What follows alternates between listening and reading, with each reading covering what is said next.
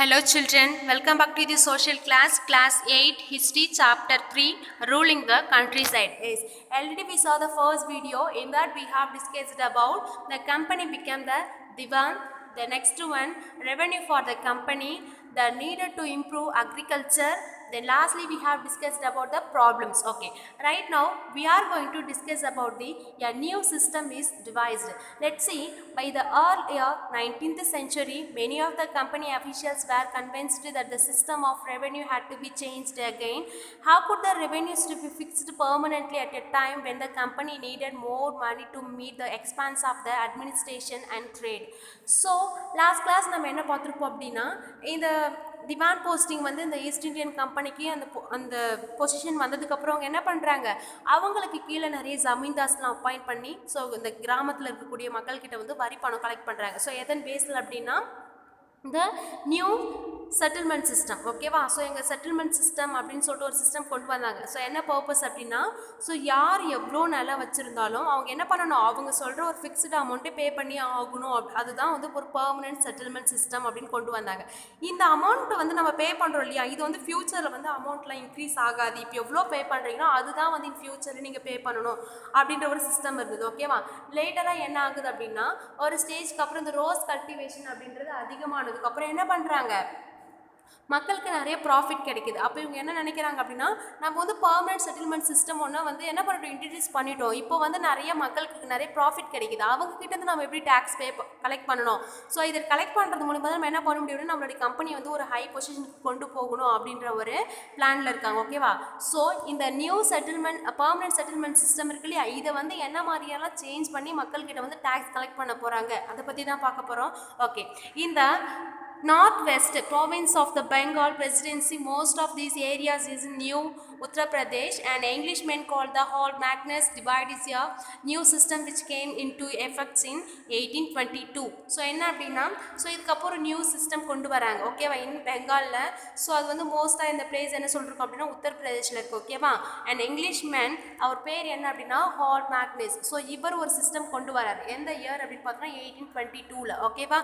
Then he felt that the village was important social institution in the North Indian society and needed to preserve. Under his directions, collectors went from village to village, inspecting the land, measuring the fields and recording the customs and rights of the different groups.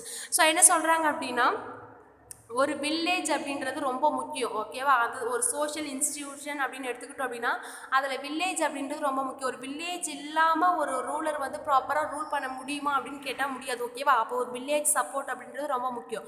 So அப்போ இவர் என்ன பண்ணுறாரு அப்படின்னா, அந்த வில்லேஜ்லாம் வந்து ஓரளவுக்கு ஒரு take up பண்ண ஆரம்பிச்சதுக்கப்புறம் என்ன பண்ணுறாரு, இவருக்கு அந்த கலெக்டர்ஸ்லாம் இருப்பாங்க இல்லையா, அவங்கக்கிட்டலாம் ஒரு பொறுப்பை ஒப்படைக்கிறாங்க. என்ன அப்படின்னா, யார் யாருக்கு எவ்வளோ லேண்ட் இருக்குது, ஓகேவா, தென் அந்த ஃபீல்டில் அவங்க என்னென்ன மாதிரியான க்ராப்ஸ்லாம் வந்து கல்டிவேட் பண்ணுறாங்க. ஸோ இந்த மாதிரியான ஒரு ரெக்கார்டு வந்து மேக் பண்ண சொல்லி யார் சொல்கிறது அப்படின்னா ஹால்ட். ஸோ இதை வந்து யார்கிட்ட கொடுக்குறாங்க அப்படின்னா அந்த ஏரியாவில் இருக்கக்கூடிய கலெக்டர்ஸ். ஓகேவா? தென் the estimated revenue of each plot within a village was added up a calculated revenue that each village mahal had a pay. This demand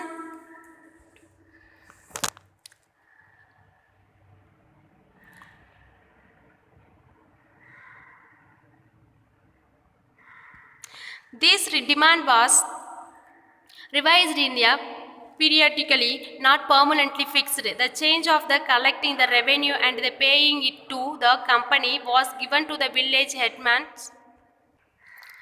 The charge of collecting the revenue and paying to the company was given to the village headman rather than the zamindars.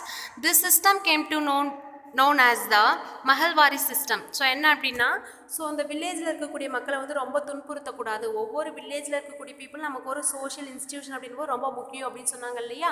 So அவங்க என்ன பண்ணுறாங்க அப்படின்னா, so அந்த collectors கிட்ட ஒவ்வொரு வில்லேஜில் இருக்கக்கூடிய பீசன்ஸ் கிட்ட எவ்வளோ லேண்ட் இருக்குது, அதில் அவங்க என்ன மாதிரி க்ராப்ஸ் கல்டிவேட் பண்ணுறாங்க அப்படின்ற ஒரு ரெக்கார்ட் மேக் பண்ணதுக்கப்புறம் அந்த பர்டிகுலர் லேண்டுக்கு ஏற்ற மாதிரி தான் என்ன பண்ணுறாங்க அப்படின்னா டேக்ஸ் கலெக்ட் பண்ணுறாங்க. இது என்ன அப்படின்னா,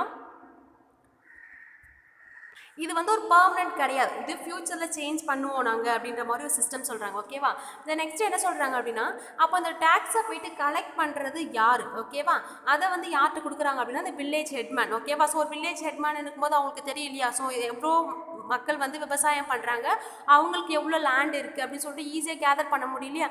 அப்போது இந்த டேக்ஸ் கலெக்ட் பண்ணுற அந்த பொசிஷன் வந்து யார்கிட்ட கொடுக்குறாங்க அப்படின்னா வில்லேஜ் ஹெட்மேன்கிட்ட கொடுக்குறாங்க. இதுக்கு முன்னாடி ஜமீன்தாஸ் கிட்ட இருந்தது, ஆனால் இப்போ ஜமீன்தாஸ் கிட்ட வில்லேஜ் ஹெட்மேன்கிட்ட கொடுக்குறாங்க. ஓகேவா. அப்போ இந்த சிஸ்டம் தான் என்ன அப்படின்னா மகள்வாரி சிஸ்டம் அப்படின்னு சொல்கிறாங்க. ஓகேவா. தென் ஃபஸ்ட்டு சிஸ்டம் வந்து ராபர்ட் கிளைவ் போட்டது என்ன அப்படின்னா பர்மனன்ட் செட்டில்மெண்ட் சிஸ்டம். இங்கே வந்து இங்கிலீஷ் மென் ஹால்ட் இருக்கார் இல்லையா, அவர் கொண்டு வந்தது தான் என்ன அப்படின்னா மகள்வாரி சிஸ்டம். மகள் அப்படின்றது என்ன அப்படின்னா விவசாயம் அப்படின்னு சொல்கிறாங்க. ஓகேவா. The next one the Munro system. In the British territories in the south there was a similar move away from the idea of the permanent settlement.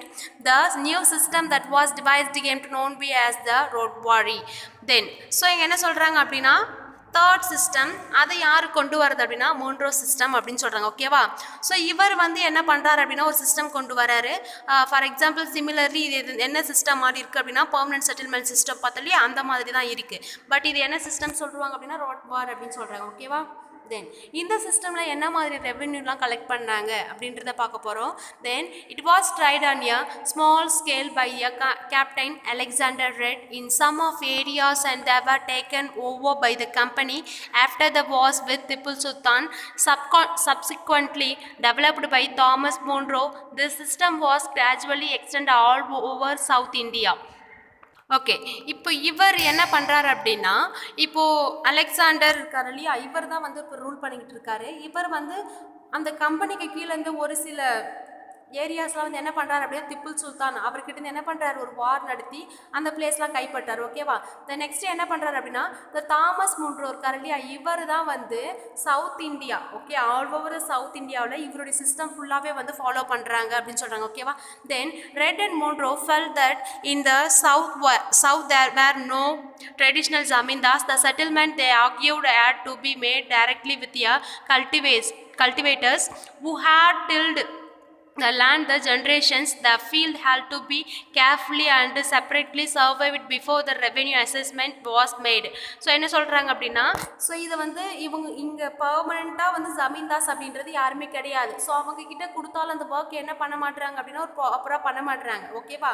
So என்ன பண்ணலாம் அப்படின்னா டேரெக்டாக வந்து நமக்கும் அந்த கல்டிவேட்டர்ஸ் இருக்காங்களே அவங்களுக்கும் ஒரு ரிலேஷனை வந்து உருவாக்கிக்கிட்டோம் அப்படின்னா ஸோ அவங்களுக்கு எவ்வளோ லேண்ட் இருக்குது, அவங்களை என்ன மாதிரியான பயிர்கள் விளைவிக்கிறாங்க அப்படின்ற இன்ஃபர்மேஷன் நமக்கு தெரிய வரும். ஓகேவா.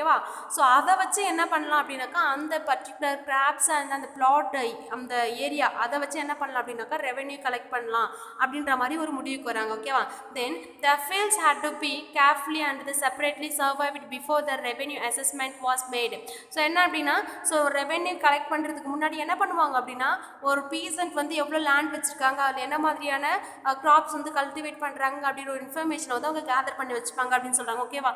Then Munro thought the British should act the permanent further figure protecting the rights under this charge. So என்ன பண்ணணும் அப்படின்னா ஒரு பீசண்ட்டை வந்து நம்ம துன்புறுத்தவும் கூடாது. ஓகேவா. ஸோ அவங்கள வந்து துன்புறுத்தக்கூடாது. ஸோ அவங்ககிட்ட என்ன பண்ணணும் அப்படின்னா ஒரு பேசிக் அமௌண்ட்டை வந்து நம்ம என்ன பண்ணணும் வரி பணமாக வந்து கலெக்ட் பண்ணணும் அப்படின்னு மட்டும் ஒரு தாட் இருந்துட்டு இருக்கு. ஓகேவா. தென் all was not well.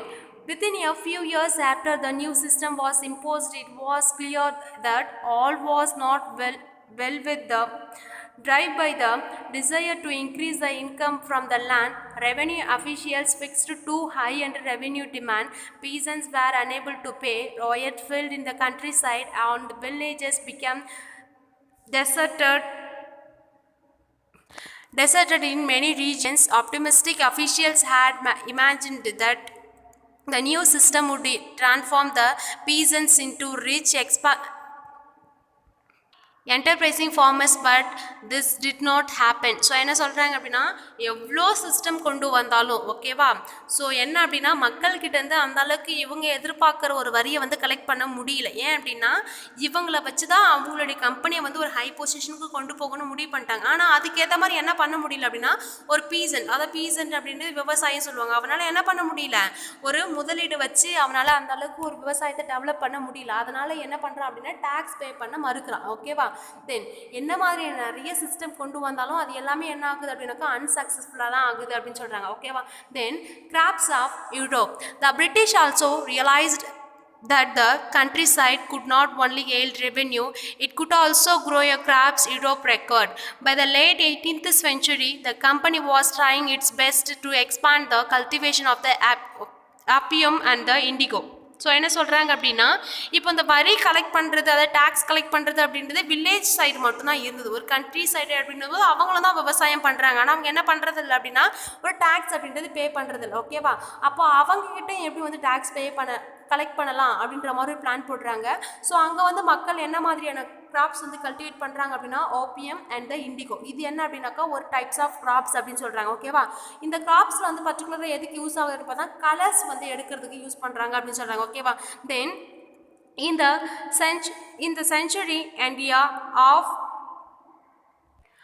that followed, the British cultivated are the first cultivators in various parts of India to produce other crops. So என்ன அப்படின்னா ஸோ இப்போ வந்து ரொம்ப டிமாண்ட் அதிகமாக என்ன இருக்கோ ஸோ எந்த கிராப்ஸ்க்கு வந்து ரேட் அதிகமாக போகுதோ அந்த மாதிரி ஒவ்வொரு பிளேஸை வந்து தனியாக பிரித்து விட்டாங்க. நீங்கள் இந்த பிளேஸில் வந்து இந்த பயிர்கள் மட்டும்தான் விளைய வைக்கணும், இந்த பிளேஸில் இந்த பயிர் மட்டும்.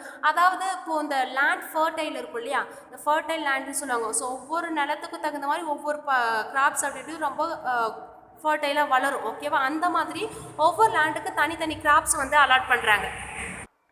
ஃபார் எக்ஸாம்பிள் இங்கே ஜூட் அப்படின்றது பெங்கால், டீ அசாம், தென் சுகர் கேன் இந்த யுனைடெட் ப்ரொவின்ஸ் உத்தரப்பிரதேஷ் அப்படின்னு சொல்லுவாங்க. வீட் வந்து பஞ்சாப், தென் cotton Maharashtra and Punjab, rice in Madras. So இந்த மாதிரி ஒவ்வொரு பிளேஸ்க்கும் தனித்தனியாக ஒவ்வொரு கிராப்ஸை வந்து கல்டிவேட் பண்ணணும் அப்படின்ற மாதிரி ஒரு அலாட் பண்ணாங்க. ஓகேவா? தென் how was this done? The British used two variety of method to expand the cultivation of the crops that they needed. Let us take a closer look and story of this one such crops, one such method of the production. So என்ன அப்படின்னாக்கா so இதை வந்து அவங்க எப்படிலாம் வந்து follow பண்ணாங்க. ஓகேவா? மக்களுக்கு எப்படிலாம் வந்து இதை வந்து இம்ப்ளிமெண்ட் பண்ண வச்சாங்க அப்படின்றத பார்க்க போகிறோம். ஓகேவா? தென் does color have your history? Yes, fine. Figure 5 and 6 are the two image of the cotton prints. The image on the left, figure 5, shown as the kalamkari print created by the weavers of the Andhra Pradesh in India. On the right is a floral cotton print designed and the produced by the William Morris. So என்ன சொல்கிறாங்க அப்படின்னா ஒரு 2 pieces இருக்கு இல்லையா, so இது என்ன அப்படின்னா ஒரு கிளாத். ஓகேவா? ஒரு கிளாத் தான். ஸோ இந்த ஃபிகர் 5 அப்படின்றது என்ன அப்படின்னா நம்மளுடைய கலம்கரி ஒர்க் அப்படின்னு சொல்லுவாங்க. ஓகேவா? ஸோ இந்த ஒர்க் வந்து பர்டிகுலராக எங்கே பண்ணுவோம் அப்படின்னா Andhra Pradesh. The next one இருக்கிறது என்ன அப்படின்னா ஃப்ளோரல் காட்டன் அப்படின்னு சொல்லுவாங்க. ஓகேவா? ஸோ இது எங்கே அப்படின்னா மோரிஸில் வந்து அங்கே இருக்கக்கூடிய இப்போ நெசவு தொழிலாளர்கள் இருப்பாங்க இல்லையா, அவங்க வந்து இந்த துணியெல்லாம் வந்து வீவ் பண்ணுறாங்க அப்படின்னு சொல்கிறாங்க. ஓகேவா? அப்போது இந்த 2 கலருக்குள்ள டிஃப்ரெண்ட் என்ன அப்படின்றத பற்றி பார்க்க போகிறோம். இந்த கலர்ஸ் இண்டிகோலாம் இருக்குது இல்லையா, அதுலேருந்து தான் வந்து கலர்ஸ்லாம் எடுக்கிறாங்க இல்லையா. ஸோ அப்போ அந்த கலர்ஸ் வந்து என்னென்ன மாதிரி பர்பஸ்க்கு வந்து யூஸ் பண்ணுறோம் அப்படின்றத பற்றி பார்க்க போகிறோம். ஓகேவா? தென் a famous poet of the artist of the 19th century Britain, there is one thing common in the two prints, both use a rich blue color commonly called indigo. Do you know how this color was produced? So என்ன அப்படின்னா இது ரெண்டுமே வந்து blue கலரில் இருக்கு இல்லையா, இந்த 2 blue கலருமே எந்த கிராப்ஸ் வச்சு மேக் பண்ணது அப்படின்னு பார்த்தோம்னா இண்டிகோ தான். ஓகேவா? ஆனால் இது ரெண்டுத்துக்கும் வந்து நிறைய டிஃப்ரெண்ட்ஸ் இருக்குது அப்படின்னு சொல்கிறாங்க. ரெண்டுமே ப்ளூ கலர் தான் இருக்குது, அந்த ப்ளூ கலருக்கு நிறைய டிஃப்ரெண்ட் இருக்குது அப்படின்னு சொல்கிறாங்க. ஓகேவா? தென் the blue that you see in this print was produced from the plant called indigo. It is likely that the blue dye used the Morris print and the 19th century Britain was manufactured from indigo plants cultivated in India, for India was the biggest supplier in the indigo in the world at the time. So என்ன அப்படின்னா இந்த indigo பிளான்ட்லேருந்து தான் வந்து நமக்கு இந்த blue colour அப்படின்றத எடுக்கிறாங்க. ஓகேவா? அப்போ அந்த ப்ளூ கலர் அப்படின்றது என்ன அப்படின்னா ராயல் அப்படின்னு சொல்லுவாங்க. ஓகேவா?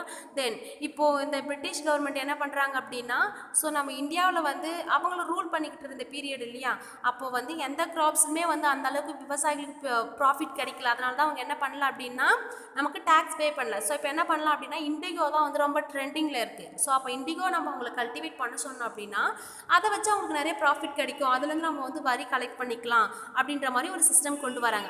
அப்போது அந்த டைமில் வந்து இந்தியாவில் தான் வந்து அதிகமாக வந்து இண்டிகோ கல்டிவேஷன் இருந்திருக்கு அப்படின்னு சொல்கிறாங்க. இங்கேருந்து தான் வந்து மற்ற பிளேஸ்க்குலாம் வந்து சப்ளை பண்ணியிருக்காங்க அப்படின்னு சொல்கிறாங்க.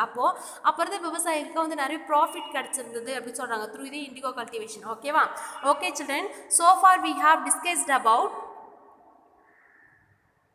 The new system is devised in that we have discussed about Mahabha system, then next one Monroe system, that one is Rothbard, then third one the crops of Europe. அந்த இதில் என்ன அப்படின்னாக்கா ஒவ்வொரு கிராப்ஸ் வந்து particular state வந்து பிரித்து விட்டுருந்தாங்க, இந்த ஸ்டேட்டில் இந்த மாதிரி கிராப்ஸை வந்து கல்டிவேட் பண்ணணும் அப்படின்னு சொல்கிறது. ஓகேவா? த நெக்ஸ்ட் ஒன் என்ன பார்த்தோம் அப்படின்னா கலர்ஸ்க்குன்னு ஒரு சில ஹிஸ்ட்ரி இருக்குது. ஓகேவா? இப்போ ரெண்டுமே வந்து ப்ளூ கலர் தான், அதுக்குன்னு ஒரு சில ஹிஸ்ட்ரி இருக்குன்னு பார்த்தோம் இல்லையா? த நெக்ஸ்ட் ஒன் என்ன அப்படின்னா why the demand for Indian indigo. Okay children, rest of the part we will see on the next class. Okay, thank you to all.